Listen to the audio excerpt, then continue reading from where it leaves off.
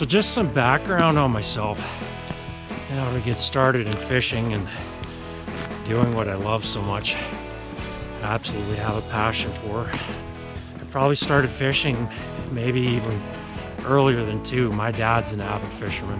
He was a guide throughout his youth into his early 20s in some of the remote reaches of Manitoba up in the north, where some of the best fishing in the entire world. Pickerel, or another name for those is walleye, giant pike, and lake trout. He's a very good fisherman. He's taught me a lot over those years. He moved us down to a place called Medicine Hat, Alberta, Canada. A desert kind of environment down there. It's very arid, very hot. And you'd never think that there's really good fishing by there, but as everyone's going to learn from watching this series, that you never underestimate your area for the fishing. And my dad found the fishing down there. There's good lakes. There's trophy rainbow trout lakes. And down in the southeast corner of the province that borders with Saskatchewan, there's various streams. And that's where my dad basically did his fishing since the time he moved us all there, way back in the day, in the 70s. So I learned how to stream fish from a very, very young age, maybe even since I was 2. My dad he'd make me go out into the backyard with my spin rod, practice casting. I didn't know this at the time, but those streams that we're fishing down there, I would now consider to be advanced. And they're definitely not for beginners. Not unless you're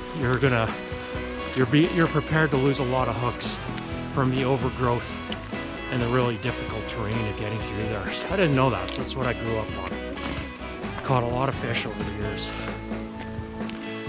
Time goes on, in my late teens, and finished school, move out.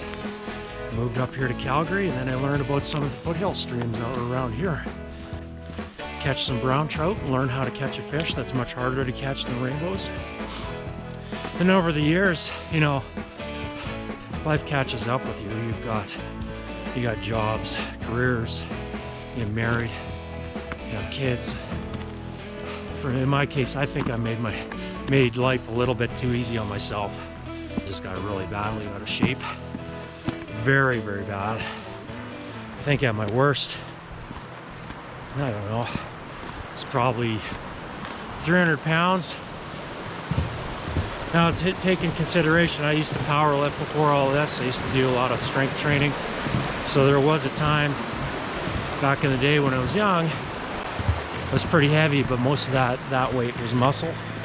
But as a lot of you folks know, that if you don't take care of that muscle, it can turn to flab. That's a perfect example of that. So I got really badly out of shape.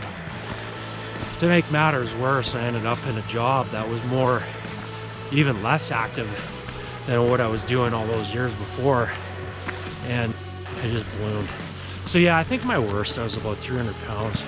300 pounds and barely able to move. I got to the point where, you know, you can't even tie your shoes properly. And can't move around, and it's like a vicious circle. When you're not able to move, you end up not moving, and things just kind of deteriorate from there. The doctor warned me for years that I was pre-diabetic. I had metabolic syndrome, and that big gut is a good indicator of that. And the no moving, and what I didn't know at the time was how bad my diet was. But I still tried to continue doing the things I love, which especially is fishing. And at the time, my most favorite thing to do in the world was go to those streams, catch some big brownies, and walk down, have a blast, explore all the new curves, see what's around the corner. And there came a time where I think I was pretty much full-fledged diabetic. I can't prove it, but I'm pretty sure right at the cusp at the very least. I felt terrible doing all this stuff.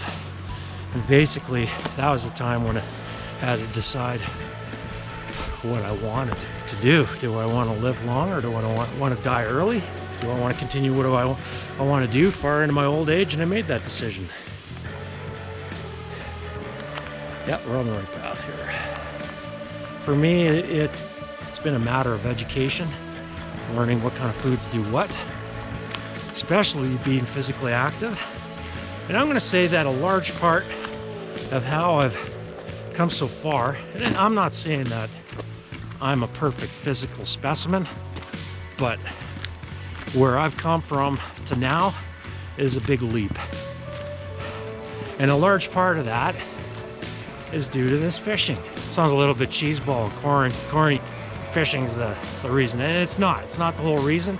But what I learned was from this activity, as you can see right now, I got a little bit of a breath going, a little bit of a huff and a puff, and that you can find something that you enjoy doing that's physically active and help you reach your goals. And I think that's the whole point of this, is that you find something you enjoy doing as long as it's active. You're getting out there.